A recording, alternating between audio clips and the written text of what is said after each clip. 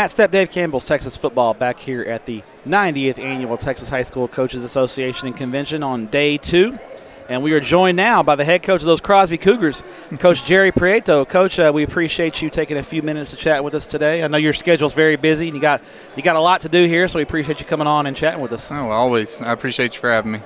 First of all, you come to coaching school, and everybody's got a game plan together. You want to get a few things accomplished with your coaches. Did you take all your coaches and kind of spread them out and have different things they needed to see, or did you kind of have some things you wanted to get crossed off your list first? Yeah, we have we don't have a ton that I tell them they have to go to. We have 3 things this year that we need to go to, and other than that, there was some things that I looked at that I was going to go to and look and try to get better at and maybe get some good ideas from. And, I've been to a few of those so far and got a couple more to go. And just trying to pick up something, to help us be more efficient in some area or get better in this area or get some ideas to try.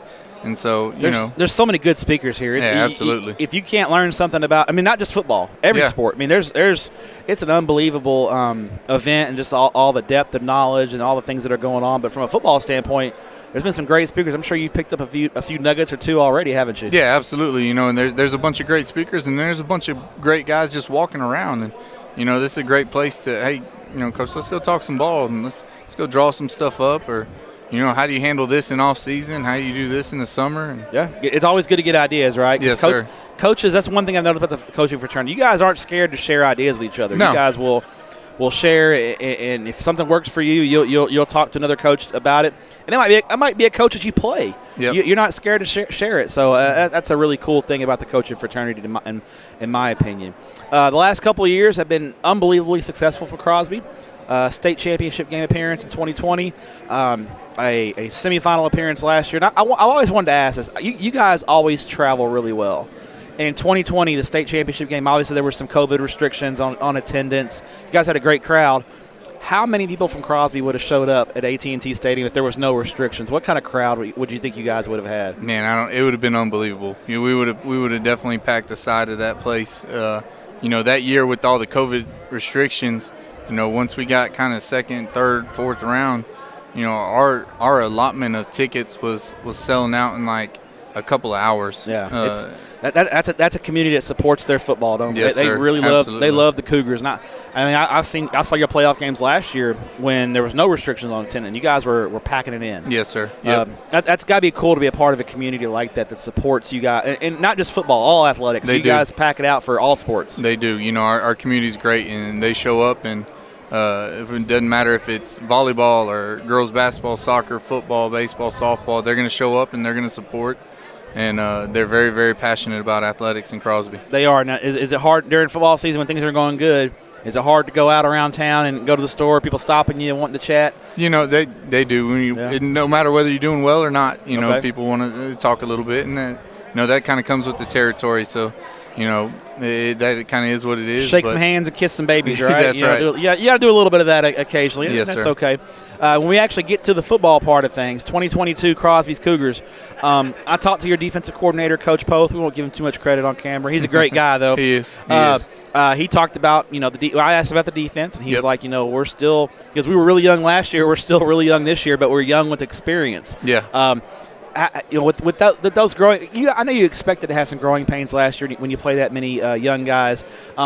Going into 2022, even though they're still young, how big is it for those guys to have that experience on the defensive side of the ball? Yeah, I think it's huge, and it's really you can see a lot of the change in these kids in the spring and the summer physically, but just having all those extra practices the last couple of years, I think has really helped us develop some of these young kids a little bit quicker than they might have, if we're, just exiting first round, second round, something like that.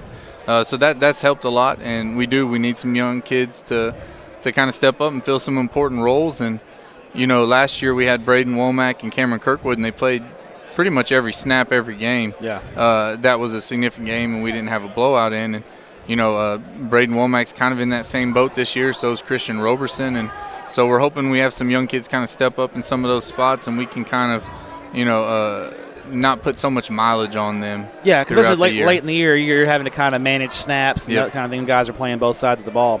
Offensively, I feel like you guys are going to be you guys are always very cutting edge on offense. You do a lot of cool things on the offensive side of the ball, and you got a lot of talent on the offensive side of the ball. And I feel like in 2022, you guys are going to be explosive again on offense. Yeah, I hope so. You know, we return a lot of kids. We returned 7 starters.